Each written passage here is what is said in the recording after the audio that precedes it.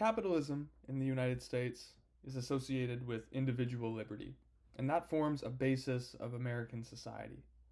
But citizens in the US, as with all of North America for that matter, are finding it harder and harder to keep up with rising costs of living and need to work long hours of exacting labor to keep up and simply survive. So are citizens really free in this system? We hear critiques of capitalism all the time, of the disillusioned vision of success it gives us based off consumption, status, productivity, the list goes on. Why I chose this topic, Degrowing America, economic and sociological considerations for an alternative to growth, is because last year I had an economics class and I came across the topic of degrowth. And I didn't feel like I could adequately dig into it, so I wanted to look at how it could be possible to implement degrowth to the hallmark capitalist nation, which is the United States, and see if it would actually benefit it.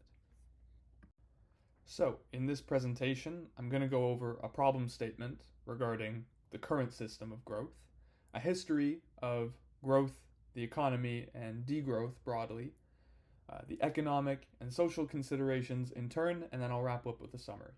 And I want to mention that I did conduct primary research. I conducted 3 interviews, the results of which I'll be interspersing throughout this presentation, and I'll mention it when I do.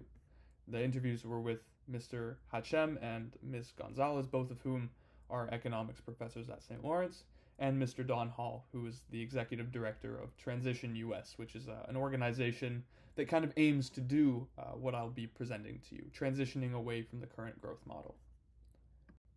So an important question to ask ourselves, first of all, is what is going wrong with growth in the first place? And the main issue is that in developed countries today, we're considering that growth is directly correlated and directly leads to further development, which is not necessarily the case. Several scholars have identified the period we are in now as one of uneconomic growth, growth that no longer makes sense, no longer leads to tangible benefit for the citizens of the United States. And this, I think, is exemplified so well in this cartoon where the bureaucratic gray suits with their bored, fatigued expressions are walking around this staircase that goes nowhere. And that's a bit of the impression that scholars, that economists are getting from growth nowadays. It's just the inertia that's been carried by the United States for so long, since its inception, really.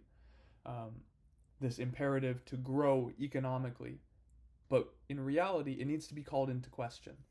If that's really benefiting the society anymore, or if there needs to be an alternative model to supplant the current one.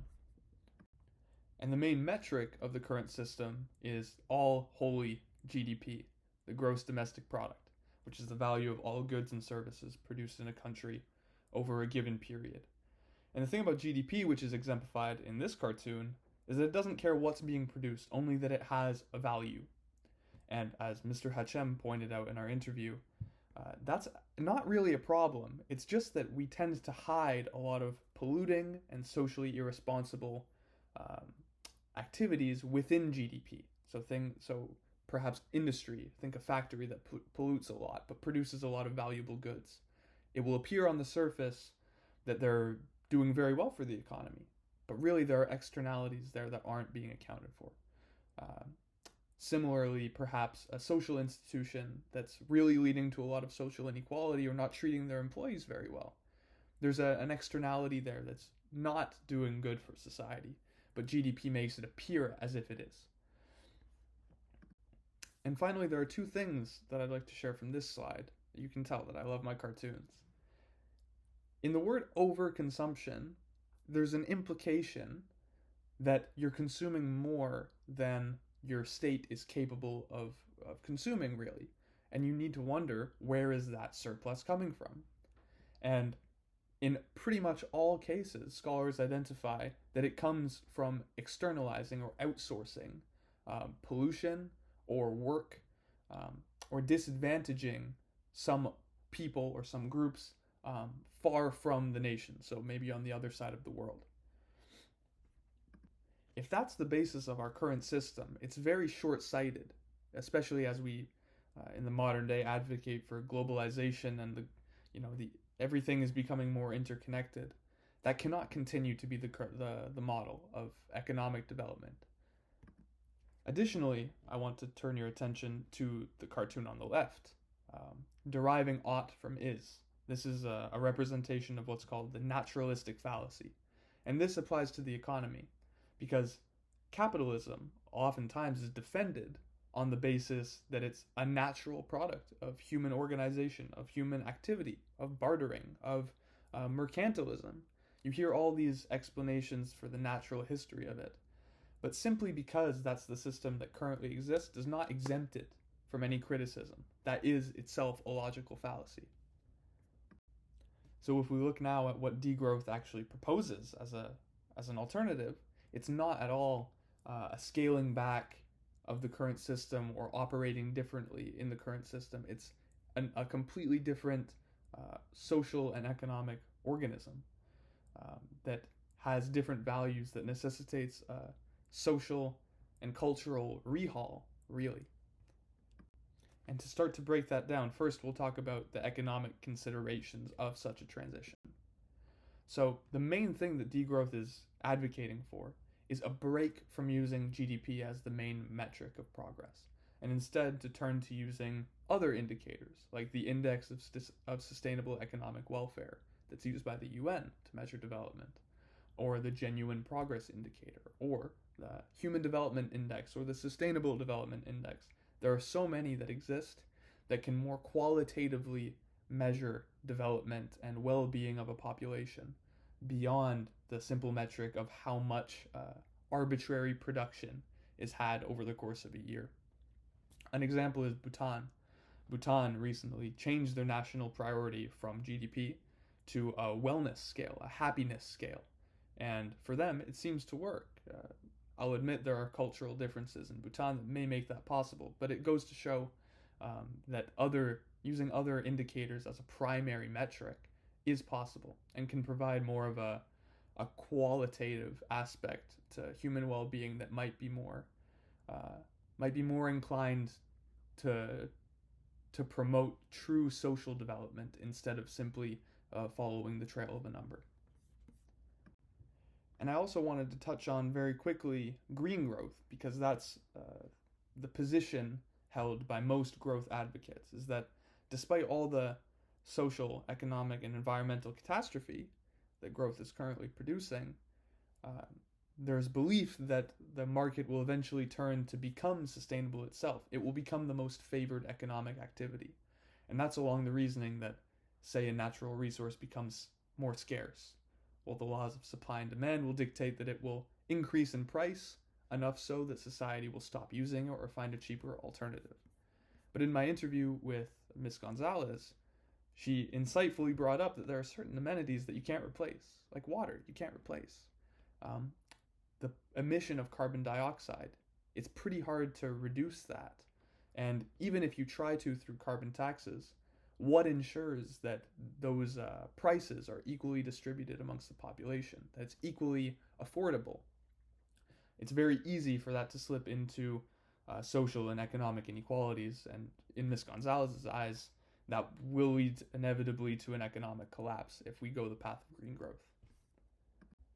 And then we can talk about the very closely linked social considerations that need to accompany such a transition. So mainly, a degrowth movement or a transition away from growth would demand a lot of shifts in personal values and in the culture of a population. Ultimately, you need to have more social cohesion to facilitate relocalization of an economy, to facilitate some sort of independence, so that you're not dependent on the broader beast of the economy. And so this includes taking activities that would otherwise be instituted in the economy and taking them out and making them more community-based. So things like carpool or ride sharing, things like home loaning, like services like Airbnb, or share banks, time banks, things where you give your services in exchange for the services of someone else in your community. Not based in money. None of these things are based in profit or money. Things like maybe local food markets where you exchange goods. All of these are grounded in mutual aid, reciprocity, collaboration, inclusion. It's social capital. A few other ideas of how socially to institute a degrowth movement is through maybe a basic income that fosters a social safety net, or co-ops. Instead of having privatized organizations, you have a cooperative where everyone owns a share and have an equal stake in the success of that institution. Things also like urban gardening, work sharing, making sure that everyone has an employment and that nobody is excessively benefiting in the economy. And now I want to turn your attention to the little bubble diagram, because this is something that was very insightfully brought up by Mr. Hall. He was talking about the grassroots vision of how such a transition can occur. And in his mind, a bottom-up approach is much more effective than a top-down approach.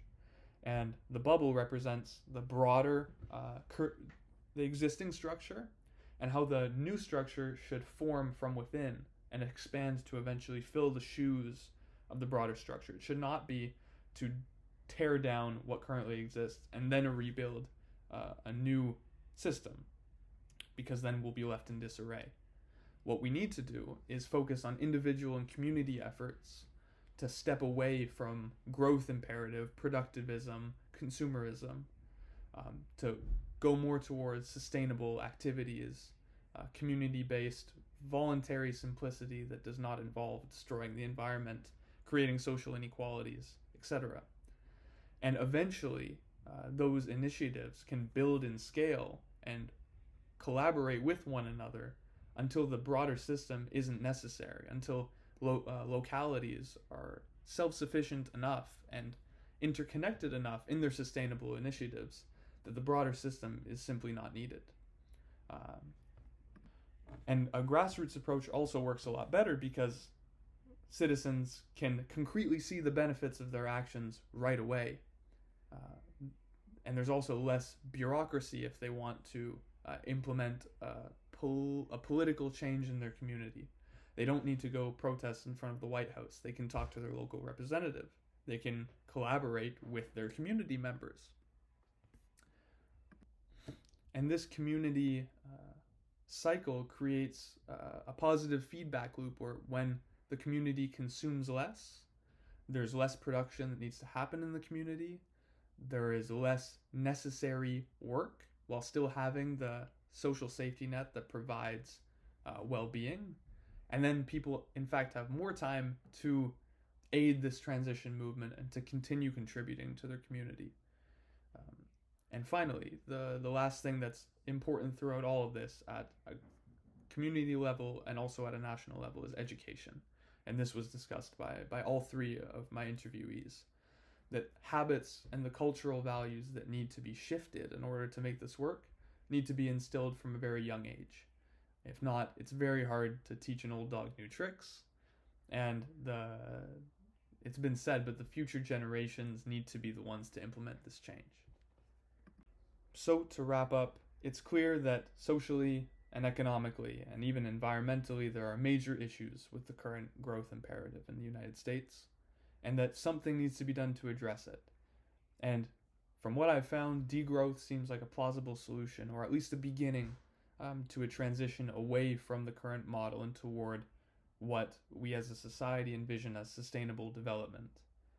So thank you for listening, and I hope you enjoyed.